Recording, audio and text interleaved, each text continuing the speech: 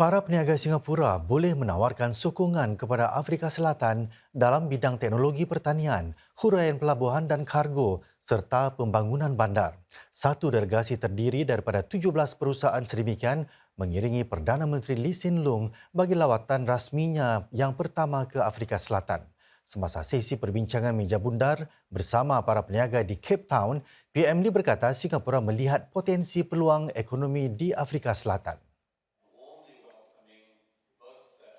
PM Lee menambah hubungan rentas rantau antara Asia Tenggara dengan Afrika semakin berkembang. Ini walaupun ikatan sejarah antara kedua-duanya tidak mendalam. Contohnya, kini terdapat sekitar 100 syarikat Singapura di 40 negara Afrika dengan nilai pelaburan lebih 25 bilion dolar. Menurut PM Lee, semua negara perlu mencari cara baru untuk meningkatkan ekonomi serta terus makmur. Ini sedang sistem perdagangan berbilang hala kian terancam.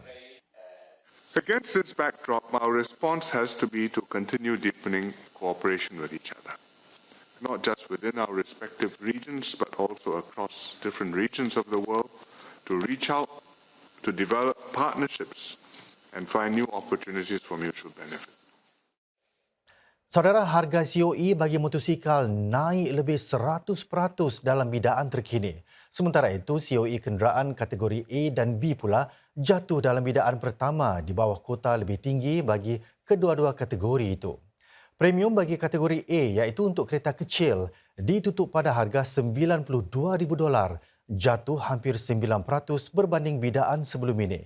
Bagi kategori B pula, ia jatuh lebih 5% atau sekitar $6,300 untuk ditutup di paras $113,000. Sebaliknya, COE bagi kategori terbuka naik ke paras rekod $125,000, iaitu lebih tinggi berbanding rekod $124,500 yang dicatat pada 19 April. Bagi motosikal pula, premium COE-nya naik lebih seganda daripada $5,000 dalam bidaan lalu menjadi $10,600 kali ini. Hampir 50,000 isi rumah menerima geran perumahan berjumlah $1.56 bilion sejak 4 tahun lalu. Lebih sepertiga daripada mereka menerimanya tahun lalu. Geran tersebut membantu para pembeli rumah kali pertama membeli flat pada harga lebih rendah bagi mendapatkan flat BTO ataupun flat jualan semula. HDB menyatakan jumlah geran yang diagihkan meningkat 25% tahun lalu berbanding tahun 2020. Ini sedang lebih ramai pembeli rumah layak mendapatkan geran dan lebih banyak flat dijual. HDB menambah, para pembeli flat menggunakan kurang suku daripada pendapatan bulanan mereka untuk membayar gadai janji flat masing-masing. Lebih 6,000 kilogram makanan yang diimport secara haram dirampas oleh Agensi Makanan Singapura SFA. Ini termasuk daging mentah dan yang sudah diproses serta produk serangga yang diimport dari Thailand dan Myanmar. Pihak SFA menemukan makanan tersebut dalam siri serbuan di gerai-gerai makanan di sekitar Textile Center dan Peninsula Plaza.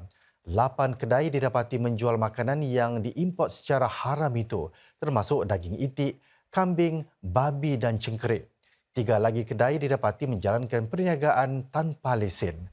Di Mandai Link pula, pihak berkuasa menemukan 2 penduduk tetap yang mengendalikan kedai tidak berlesen dipenuhi produk makanan seperti darah babi dan ulat sutra. Pihak SFA sedang menjalankan siasatan lanjut. Mereka yang didapati memiliki bahan makanan yang diimport secara haram untuk dijual boleh didenda sehingga $50,000 dan dijatuhi hukuman penjara sehingga 2 tahun. Pesawat yang terbang menerusi Singapura tidak lama lagi boleh mengisi bahan pembakar yang lebih mesra alam. Syarikat Neste menubuhkan satu rantaian bekalan untuk mencampurkan bahan tersebut dengan minyak pesawat biasa. Produk itu kemudian dikirimkan langsung ke pesawat-pesawat di lapangan terbang Changi.